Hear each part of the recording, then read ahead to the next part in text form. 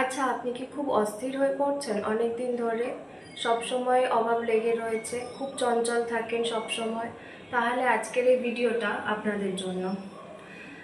দেখুন, আমাদের মধ্যে যদি কিছু জিনিস, চরিত্রের কিছু জিনিস যদি আমরা ডেভেলপ করতে পারি, তাহলে আমাদের অর্ধেক সমস্যা মিটে যাবে। যেমন ধরুন, প্রথমতই বলবো, আমরা অন্যের সাথে নিজেকে বড্ড কম্পেয়ার করে ফেলি। এখন হয়তো ভাবছেন, না আমি তো এরকম করি না, আমি অন্যের সাথে নিজের কম্পেয়ার একদম করি না, একদম তুলনা করি না। এটা না আমরা নিজের অজান্তেই করে ফেলি। মানে যেমন ধরুন, আমরা কোথাও ঘুরতে গেছি, আজকাল তো ফেসবুক হোয়াটসঅ্যাপের যুগ। মানে আমরা মিনিটে মিনিটেই ছবি পোস্ট করতে থাকি। এবার এই ছবিটা যে পোস্ট করছি, মানে আমরা কোথায় খাচ্ছি, কোথায় ঘুরছি, কিরম জামা কাপড় পরেছি, সব কিছু নিয়ে আমাদের শো অফ করতে হবে। আমরা সবাই করি, সকলেই কম বেশি সকলেই করি। কিন্তু এই শো অফের জন্য, মানে আমরা যে ছবি পোস্ট করছি, বাড়িতে বসে যারা দেখছে, যে ঘুরতে যায়নি, যে দেখছে বাড়িতে বসে, তার মনটা অস্থির হয়ে রয়েছে। সে হয়তো নিজেও বুঝতে পারছে না যে সেই ছবিটা দেখে তার মন অস্থির হয়ে রয়েছে, কিন্তু সে কোনো কারণে বিরক্ত হয়ে আছে, সবার সাথে বিরক্ত ভাব ভাব দেখিয়ে কথা বলছে, এরকম করে আমরা আমরা কিন্তু ওটা বুঝি না, নিজের অজান্তেই তুলনা করে ফেলি যে ও করতে পারছে, আমি করতে পারছি না। আমরা যদি মানে এই শো অফগুলোকে বাদ দিই নিজের লাইফ থেকে, একটু একটু করে কম করি শো অফগুলো, সিম্পলিসিটি আনি লাইফে, অন্যের সাথে তুলনা করা বন্ধ করি, তাহলেই দেখবেন আমাদের লাইফটা অনেকটা ইজি হয়ে যাবে, অনেক প্রবলেম সলভ হয়ে যাবে। আমাদের মেয়েদের তো একটা মানে খুব অসুবিধার ব্যাপার হচ্ছে, যেটা আমরা একই জামা পরে পরপর যদি দুটো কোনো বিয়ে বাড়ি পরে যায়, আমরা কিন্তু একই শাড়ি পরে জামা পরে বিয়ে বাড়িতে যেতে পারি না। মনে হয় যেন ছবি পোস্ট করব কি করে, আমাদের তো সম্মানই চলে যাবে। এই ছোট ছোট শো অফগুলো যদি লাইফ থেকে বাদ দেওয়া যায়, তাহলে কিন্তু ভালো ভালো হবে, আমাদের ভালো হবে। মানে অন্যজনের ছবি দেখে আমরা নিজেকে বড্ড তুলনা করে ফেলি যে ও করতে পারছে, আমি কেন করতে পারছি না, এরকম হয় আমাদের। এবার দেখুন, আমরা তো সবাই সোনার চামচ মুখে নিয়ে জন্মাই না, আমাদের সিচুয়েশন মানে সবার একরকম হয় না, সেটা সবাইকে মাথায় রাখতে হবে। কিন্তু আমাদের মধ্যে কি হয় বলুন তো, আমরা সেটা বুঝতে পারি না, ভুলে যাই যে আমার মনে হয় যে ও করতে পারছে, আমি করতে পারছি না, আমাকেও করতে হবে। ধরুন কেউ 1000-1200 টাকা দিয়ে একটা ব্র্যান্ডেড ব্যাগ কিনেছে, কোথাও ঘুরতে গেছে, ছবি পোস্ট করেছে, ব্যাগটা দেখেই আপনি বুঝতে পেরেছেন, আচ্ছা এটা তো ব্র্যান্ডেড ব্যাগ, খুব সুন্দর, আমারও চাই। আপনি মানে তখন অস্থির হয়ে পড়ছেন, কোথা থেকে আপনি টাকা জোগাড় করে মানে ওই 1000-1200 টাকা দিয়ে আগে আপনাকে একটা ব্যাগ কিনতে হবে।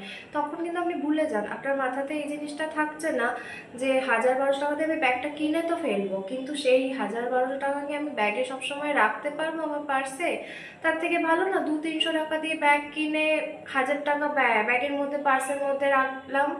এরকমও তো করা যায়, কিন্তু এটা কিন্তু আমাদের মাথায় সবসময় আসে না। আমরা শো অফ করতে ব্যস্ত, আমরা লোককে দেখাতে খুব ভালোবাসি যে দেখো আমি ভালো আছি, কিন্তু আদৌ কি ভালো আছি আমরা?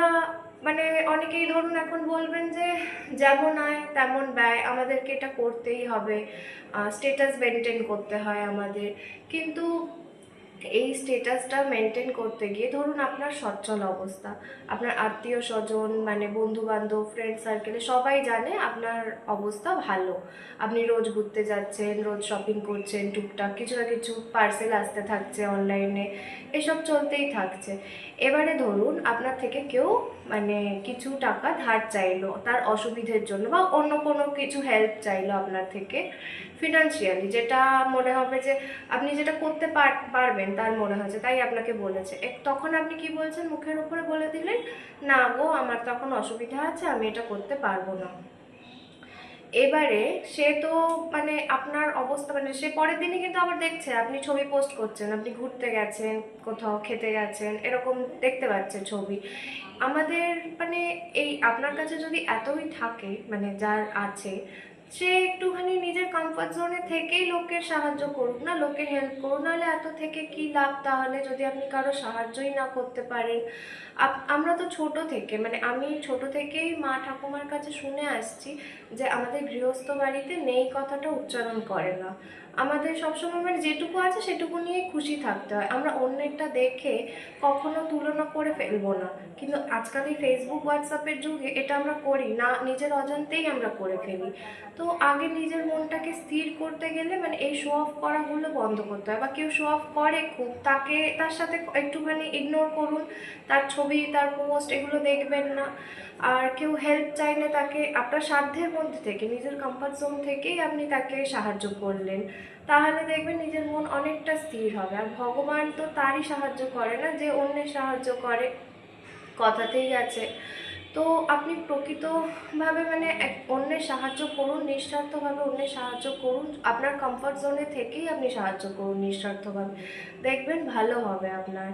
মানে সর্বোপরি একটা ভালো মানুষ হতে হবে আপনাকে, তবেই গিয়ে দেখবেন আপনার মানে যখন আপনি স্থির থাকবেন তখন দেখবেন আপনার অনেক আয়ের উৎস, আরও কী করলে আপনার ভালো হবে আপনি নিজেই বুঝতে পারবেন, নিজেই বের করতে পারবেন।